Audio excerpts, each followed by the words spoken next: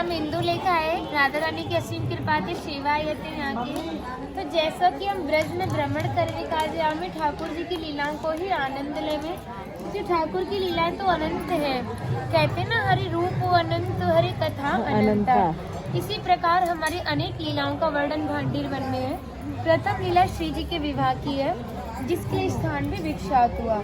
लेकिन सनातन धर्म में श्रीमद् भागवत जी को सबसे बड़ा ग्रंथ माना जाता है। जब आप उसका अध्ययन या श्रवण करेंगे तो आपको ज्ञात होगा कि पूर्ण श्रीमद् भागवत जी में राधा रानी का कहीं भी नाम नहीं है। इसी कारण विवाह का प्रमाण भी नहीं दिया।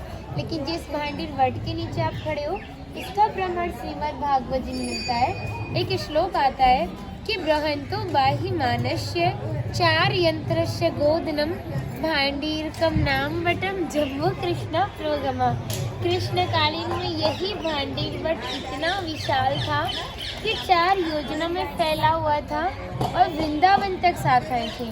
तो पिछले टाइम में पुल नाव नहीं होते थे। ठाकुर जी भांडीर वट की शाखाओं पर चढ़ के यमुना महारानी को पार करते थे। और मान्यता बताई जाती कि ठाकुर जी की जो 9 लाख गाय थी वो यहाँ बैठ के विश्राम करती थी। तो माता जो भी प्रसादम में रखती थी सभी एकत्रित होकर दोपहर का भोजन लेते थे। और आप कभी किसी विवाह में जाते हो तो बिना प्रसाद के नहीं आते। आप तो राधा रानी के विवाह स्थली आए हो, तो बिना प्रसाद के कैसे जा सकते हो। यहाँ पे राधा कृष्ण में मल्ल युद्ध हुआ था। उसमें तय किया गया कि जो भी हारेगा उसको भंडारा करना होगा। ठाकुर जी हार गए थे श्री राधा रानी से, तो ग्वाल वालों के साथ मिलकर यहाँ पे भंडारा किया। उसी के नाम पर इस स्थान का नाम भांडीर वन पड़ा।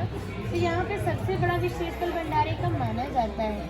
अधिकांश भक्तों के मन में विचार होता है कि जहाँ पे ठाकुर जी ने भंडारा किया तो हम भी करें। जो पूर्ण सक्षम होते हैं वो करते हैं, जो नहीं है वो हमारे भंडारे में ही दान डालते हैं, जिससे हम अपनी दिनचर्या दृष्टि को व्यतीत करते हैं। भक्तों को सुबह से शाम तक प्रसाद खिलाते हैं। ब्रज मंडल में ठाकुर जी ने ब्रजवासियों से टूक मांग के पाए, जिसका नाम दिया मधुकरी, जो कि आज भी संत ब्रजवासियों से भिक्षा कर जो भोजन मांग के पाते उसी को मधुकरी कहते हैं।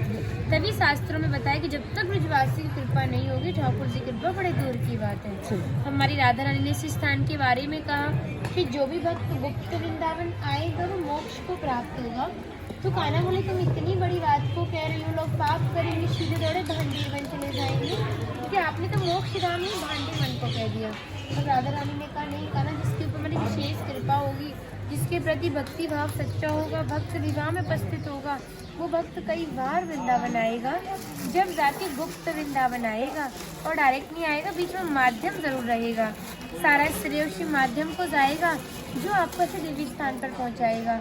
और जो भी भक्त भांडीर वन में प्रवेश करेगा यहाँ की प्रसादी पाएगा और एक रात्रि निवास करेगा, वो इस ब्रज गौलोक धाम से ठाकुर जी के गौलोक धाम में जाएगा। रोटी तो नहीं चाहिए आपको, आंसू मिर्ची लग गई